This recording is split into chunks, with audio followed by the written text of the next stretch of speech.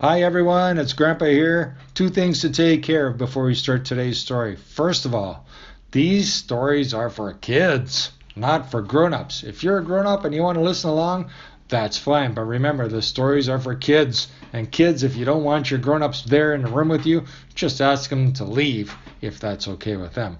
Second of all, after the story is done, you see down below on your screen there's a little thumb pointing up. Click that upward pointing thumb to show that you like the story. You can do that. That'll really help me get more stories out there. And then, of course, if you're not already subscribed to the story, to the channel, then get your mom or your dad to help you subscribe to the channel. That way, every time a new story comes out, you automatically get told, hey, there's a new story to listen to. Okay, have a great day. Here we go with the story. Hi, it's Grandpa here. Today we're going to talk about Dalmatian dogs. Maybe you know what a Dalmatian dog is. It's a dog that sometimes people think is a fire station dog. It's a white dog with black spots. Or is it a black dog with white spots?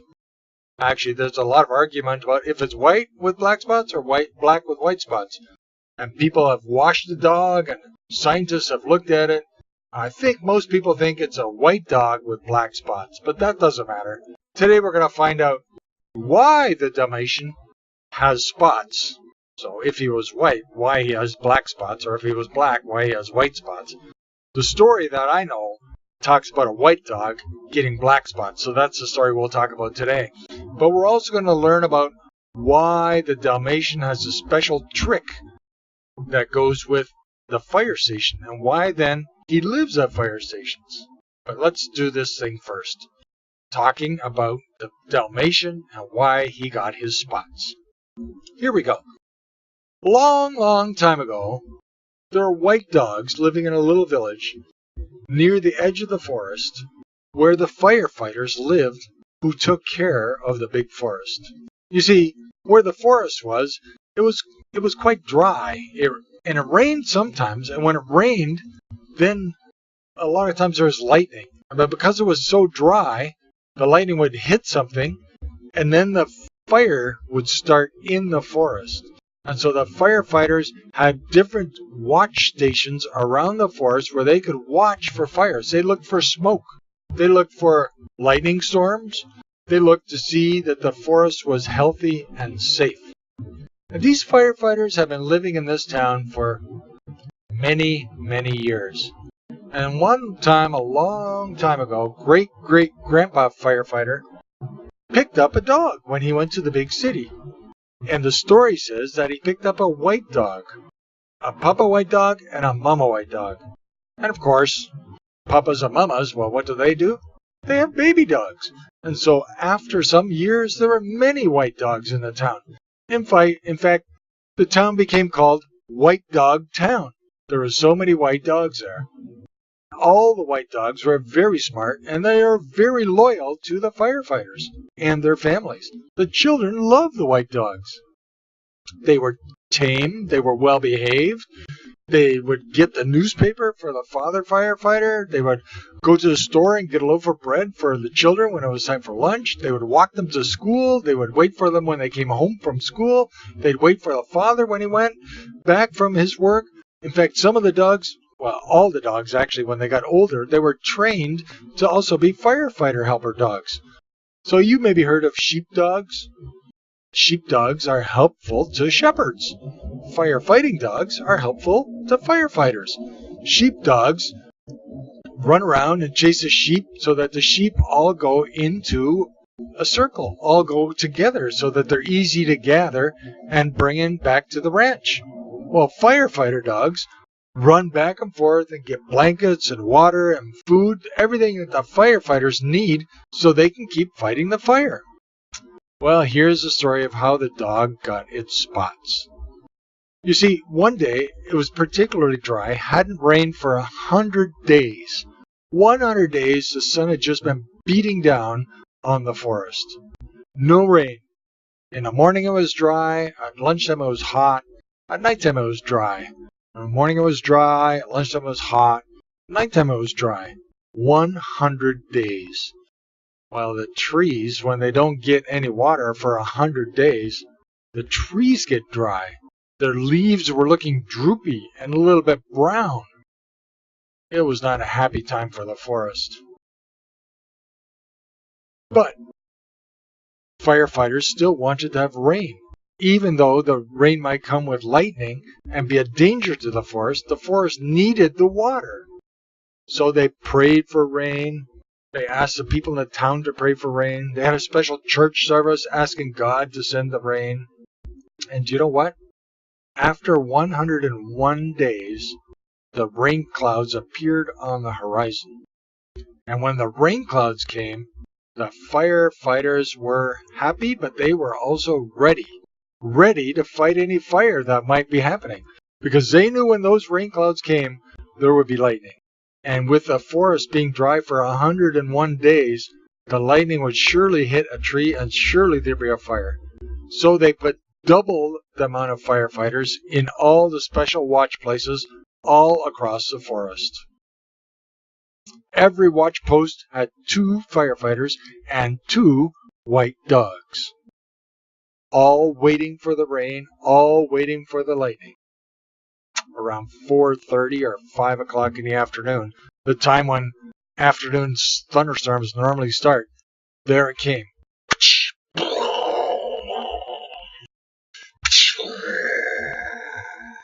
Thunder and lightning so close you could almost feel the lightning. It was fearsome. And sure enough, within a half an hour, one of the big old trees in the middle of the forest, caught on fire. Normally, the firefighters were able to work with their pipes that they had laid in the forest that pulled water from the stream so that they could spray the trees when there was a fire. The stream was pretty small, so it wasn't like they could water the trees to keep them growing. But when there was a fire, they could pull water, pump it from the village up the hill to the forest, and put out the fire.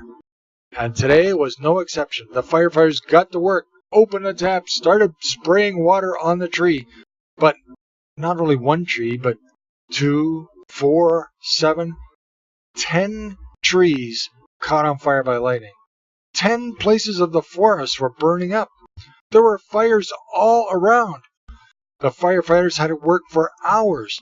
The dogs got busy, bringing blankets so the firefighters could take a rest or put blankets over the smoldering ashes, bringing buckets with food, bringing this, bringing that, back and forth. The dogs were running to help the firefighters. And as they were running, the fire spread so big that things started to fall from the top of the forest down onto the forest floor. Pieces of wood and ashes and chunks and leaves, and actually sometimes pieces of fire just sort of drifted down and landed on the ground. And that's where the firefighter dogs really were helpful, because they knew how to put out a fire.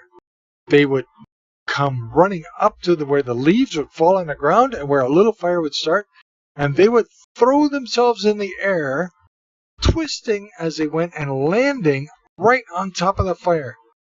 Now you ask, well, doesn't that hurt the dogs to land on the fire? Well, actually, the dogs were trained specially for this by the firefighters.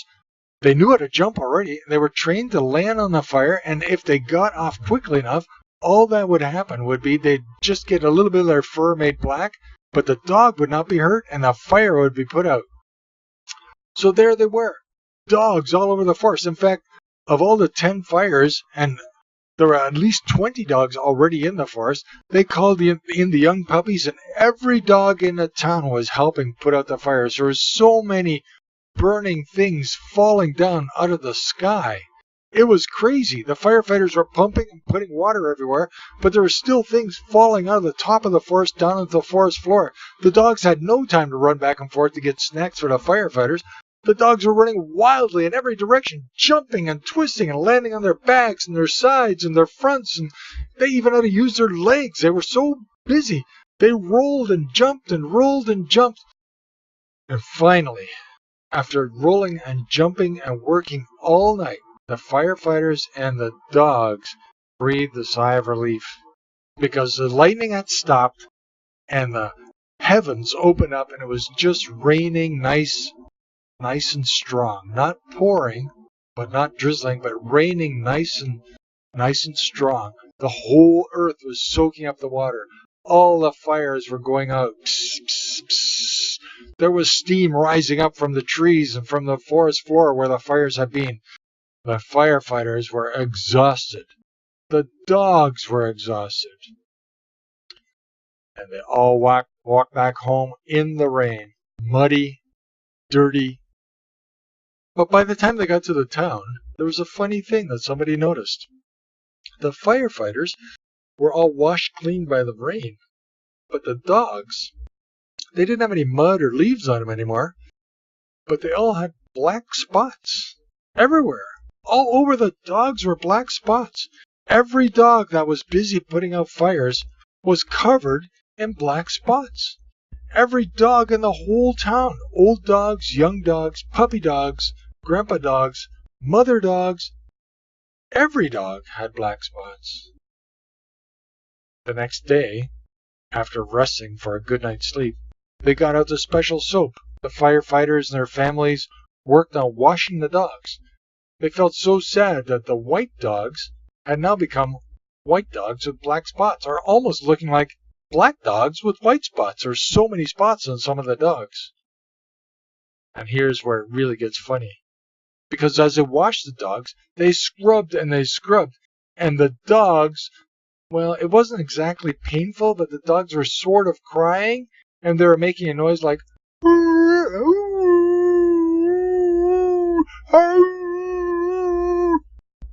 soon, some of the dogs, even when they weren't being washed, were making the noise. And there they were. I think 182 dogs were living in the village, and they were all,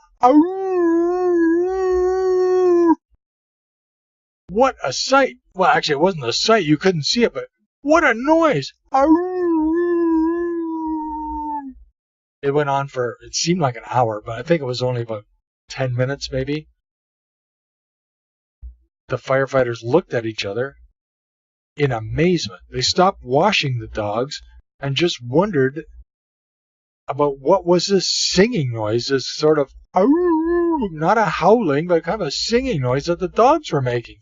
And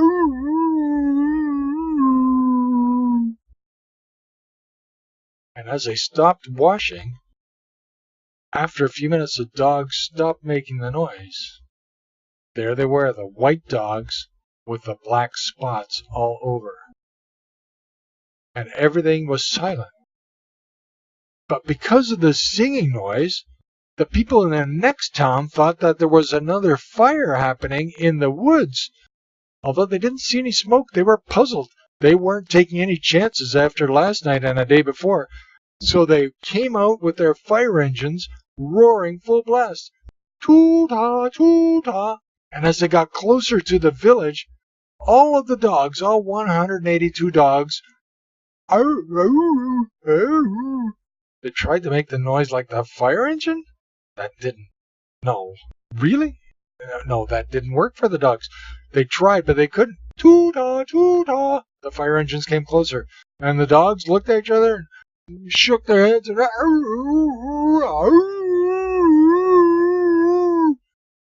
howled until the fire engines came and turned off their sirens. And when the fire department from the next village got off their trucks, there were the dogs, 182 of them, just sort of shaking their heads and a little bit quietly going, "Arr." And now, today, those dogs have a special breed all to themselves called the Dalmatian. And whenever there's a fire, or actually whenever there's a siren, any of these dogs, wherever they live in the world, will shake its head and try to make the siren noise, but can't. So it breaks into the Dalmatian song and makes a howling noise for maybe 30 seconds or so. These are the white dogs with black spots called Dalmatians.